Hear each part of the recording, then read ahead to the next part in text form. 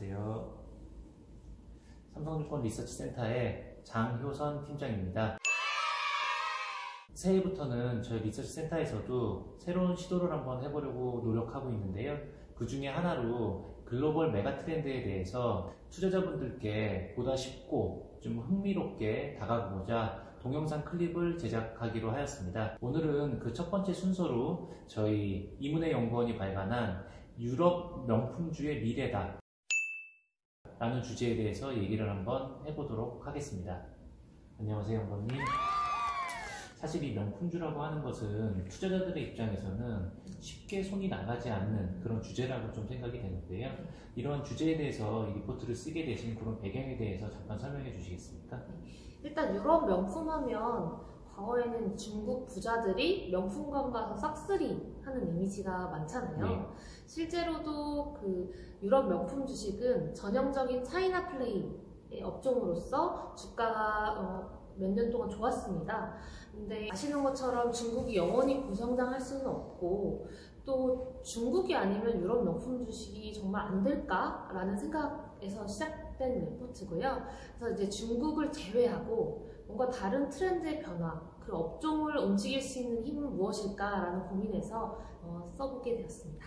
그렇습니까? 근데 사실 저 개인적으로만 한번 생각을 한번 해봐도 한 10년 전, 15년 전만 하더라도 이런 유럽 명품이라든지 이런 부분들에 대해서 관심도 있었고 실제 몇 번의 구매 그 행위를 하기도 했었었는데 요즘 같은 경우에는 그런 식의 흥미가 사실은 좀 많이 떨어졌고 이게 저의 개인적인 느낌뿐만 아니라 요즘 젊은 분들 같은 경우에도 가성비를 조금 더 따지지 이런 명품이라든지 이런 부분을 통해서 허례허식을 추구하거나 그런 느낌은 사실은 좀 많이 없거든요. 근데 팀장님 몇 년생이시죠? 몇 년생이시죠? 몇 년생이시죠? 예, 저는 1977년생입니다. 네. 사실 제가 그걸 왜 여쭤봤냐면요. 최근에는 밀레니얼 세대라고 해서 1990년대 이후생들이 명품 시장에 뛰어들었습니다. 과거에는 베이비 부머 세대들이 명품 시장에 큰 손이었다 하면 요즘은 오히려 20대에서 30대들이 명품 시장에 큰 손이라고 할 수가 있거든요. 실제로 최근에 제품 같은 경우도 굉장히 영해졌다고 해야 될까요? 루이비통 같은 경우는 스트리트 브랜드인 슈프림하고 콜라보레이션한 제품을 내놓은 적이 있는데 그게 정말 없어서 못 팔 정도로 구하기 힘든 제품이었고요. 근데 그런 제품이 상당히 영한 제품인가요? 그렇죠. 워낙 백팩이라든지 아니면 청자켓이라든지 이런 게 명품에서 나오는 거니까. 아, 루이비통에서 청자켓이라든지 이런 것까지도 만든다고요? 네네네. 그리고 그냥 일반적인 반팔 티셔츠 이런 게 오히려 이제 명품을 더 돋보이게 하는 제품이 된 거죠. 젊은 사람들이 워낙 많이 사다 보니. 그렇기도 했고 최근에 어글리 슈즈는 아시는지? 그냥 못생긴 신발인가요? 이름으로만 해서. 아, 네, 맞습니다. 최근에 발렌시아가라는 명품 브랜드에서 그 어글리 슈즈 같은 신발들을 계속 출시를 하면서 우리나라의 뭐 지드래곤도 신고 어떤 연예인도 신고 하면서 굉장히 유행을 많이 했었고요. 그 신발 엄청나게 크게 생긴 약간 농구화처럼 이렇게 높은 신발인가요? 네, 높기도 하고 조금 투박하게 생겼는데 그게 100만 원이 넘는 굉장히 비싼 가격이거든요. 저 같은 사람은 이해하기 쉽지 않은데요. 그래서 그런 제품도 없어서 못 팔릴 정도로 굉장히 트렌드를 젊은 사람들이 이어가고 있고 그게 명품 시장에서도 굉장히 큰 손으로 작용하고 있습니다. 아니, 저는 사실 TV라든지 이런 데서도 GD가 뭐 그런 신발을 신는다든지 이런 거를 그렇게 눈여겨보거나 나왔다라고 생각을 잘 못했었는데요. 그럼 이런 부분들이 도대체 젊은 층들은 어디에서 이런 정보를 얻어서 GD가 그런 신발을 사고 있다, 또 어떤 GD가 어떤 옷을 입고 있다, 이런 부분들을 저희가 어떻게 아는 건가요? 사실 그 밀레니얼 윗세대, 그러니까 베이비 부머 세대들은 명품을 산다고 하면 그 브랜드 이름을 보시고 그리고 직접 뭐 백화점이라든지 명품샵에 가서 사시잖아요. 근데 밀레니얼 세대는 좀 색다른 게 인스타그램이라는 거 아시죠? 인스타그램이나 페이스북 같은 SNS에서 명품을 직접 이렇게 구경을 한다는 거죠. 그걸 통해서 어떤 제품이 요즘 굉장히 소위 말해서 핫하구나 뭐 이런 것도 파악할 수 있고 또 연예인이나 셀럽들도 이제 SNS를 통해서 자신의 일상 촬영을 하면서 이 사람들은 어떤 제품을 사용하는구나 이런 거에 영향을 훨씬 더 많이 받는다는 거죠. 그렇게 SNS라든지 이런 데서 유행이 서로 시작이 돼가지고 이렇게 많이 커지거나 이런 건 잘 몰랐는데요. 그러면 실제로 이런 명품과 관련된 그런 주가 같은 경우에도 이런 식의 온라인 활동이라든지 이런 부분하고 사실은 많이 연관이 있다라고 저희가 볼 수가 있나요? 네, 그렇죠. 그 재밌는 그래프가 있는데요.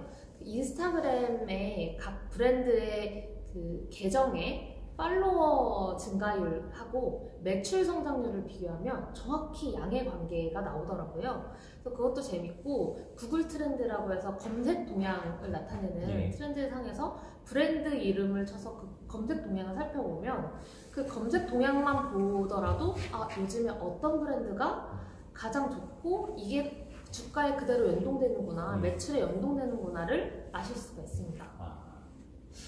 그러면은 예전에는 TV를 보고 어디 청담동이라든지 이런데 명품 매장에 가서 요번에 황신혜가 입은 옷을 주세요라든지 이제 뭐 그런 식으로 해서 저희가 옷을 갖다 구입하거나 뭐 네. 이랬었던 것 같은데 네. 그러면 요즘 같은 경우에는 뭐 페이스북이라든지 인스타그램 이런 거를 보다가 네.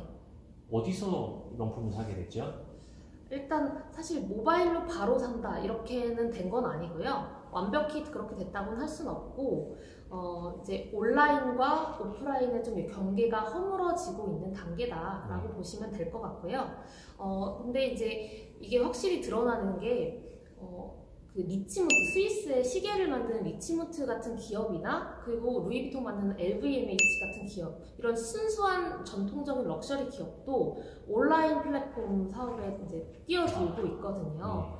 그래서 실제로 뭐 리치몬트는 어떤 온라인 플랫폼을 인수하기도 했고 LVMH는 자체적으로 그런 온라인 플랫폼을 만들어서 자사 브랜드 그리고 타사 브랜드를 이제 올려서 온라인 이제 거래를 좀 활성화하고자 하는 노력을 계속 하고 있습니다.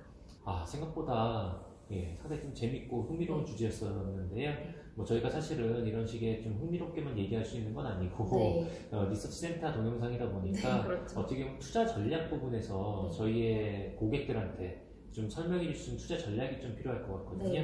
어떤 부분으로 요약해 볼 수 있을까요? 일단 3가지 정도로 말씀드릴 수 있을 것 같은데요. 첫 번째는 그 브랜드 포트폴리오가 다변화된 기업입니다. 이런 기업들은 사실 다양한 브랜드를 가지고 있기 때문에 적절한 트렌드에 대응할 수도 있고 또 워낙 기업의 규모가 크기 때문에 온라인이든 오프라인이든 채널에서 규모의 경제를 가져갈 수 있는 기업들이거든요. 뭐 프랑스에 상장된 LVMH라는 기업, 루이비통이랑 불가리를 가지고 있는데요. 이런 기업이나 아니면 구찌 생로랑을 가지고 있는 캐링 같은 기업이 대안이 될 수 있을 것 같습니다. 두 번째로는 소셜미디어 동향에서 모멘텀이 높은 기업이라고 할 수 있는데요. 이런 기업으로는 최근에 브랜드 재런칭을 진행한 버버리 같은 경우는 공격적으로 최근에 디지털라이제이션 투자나 그 브랜드 이미지 탈바꿈을 시도하고 있기 때문에 이쪽에서 실적이 좋아진다면 아무래도 주가도 성과가 좋지 않을까라고 생각하고 있습니다. 세 번째로는 1번, 2번 포인트에는 좀 동떨어져 있지만 명품 중에 명품이라고 말하는 뭔지 아시겠어요? 에르메스 아닙니까? 그렇습니다. 에르메스 같은 기업인데요. 에르메스는 아무래도 명품의 그 변하지 않는 가치를 표방하는 기업으로서 디지털 쪽에 투자는 많이 하고 있진 않지만 밀레니얼 세대를 적절히 공략하면서 저절로 디지털상에서 홍보가 많이 되는 기업이다 라고 말씀드릴 수 있을 것 같습니다. 얘기 잘 들었고요. 근데 이제 약간 이렇게 되다 보니까 뭐 거의 거기에 언급되어 있는 모든 주식들을 저희가 약간 사야 것처럼 느껴지는데 현실적으로 그러기가 쉽지가 않으니까 어떻게 보면은 이 중 안에서 굳이 한 종목만 꼭 가져가야 된다고 하면 어떤 종목을 추천하시겠습니까? 저는 앞서 말씀드렸던 캐링이라는 기업을 가장 좋게 보고 있는데요. 구찌가 사실 4, 5년 전에 실적이 뭐 마이너스 성장했었거든요. 근데 거기서 V자 반등을 할 수 있었던 동력도 이런 밀레니얼을 잘 공략했기도 했고 디지털 쪽에 투자를 좀 높이면서 이렇게 실적이 좋아졌는데 이런 굿즈의 성공 스토리를 다른 브랜드에도 적용하면서 경영 전략이 잘 수립되어 있다라고 말씀드릴 수 있고요. 주가 측면에서도 작년 그 하반기에 주가가 전체적으로 조정받았을 때, 그 업종이 조정받았을 때도 굿즈 역시 주가는 30% 정도 고점에서 빠지긴 했지만 EPS 추정치는 점차 올라가고 있거든요. 그리고 올해 실적도 다른 브랜드와 다르게 영업이익 기준으로 해서 블룸버그 컨센서스가 한 10% 중반대까지 상승하는 걸로 나오고 있어서 여전히 브랜드 모멘텀이 좋은 주식이다라고 말씀드릴 수 있을 것 같습니다. 사실 오늘 저희가 좀 간단하게 내용을 갖다가 요약을 했고 좀 돌아가는 이런 세상의 트렌드라든지 이런 부분들에 대해서 조금 더 말씀을 드렸는데요. 사실 이번에 나온 저희 리포트를 한번 보시면 개별 기업에 대한 분석에서부터 저희의 밸류에이션, 판매 나올 수 있는 모멘텀들 이런 부분들이 다 조합해서 상당히 좀 흥미롭지만 공부하시기도 좋은 그런 리포트라고 생각하거든요. 그래서 이 리포트를 한번 더 읽어보시면 오늘 저희가 나눈 그런 내용을 조금 더 깊게 이해하실 수 있는 좋은 기회가 될 것이라고 생각을 합니다. 오늘 이렇게 시청해 주셔서 감사드리고요. 앞으로도 더욱더 좋은 콘텐츠와 함께 돌아오도록 하겠습니다. 감사합니다. 감사합니다.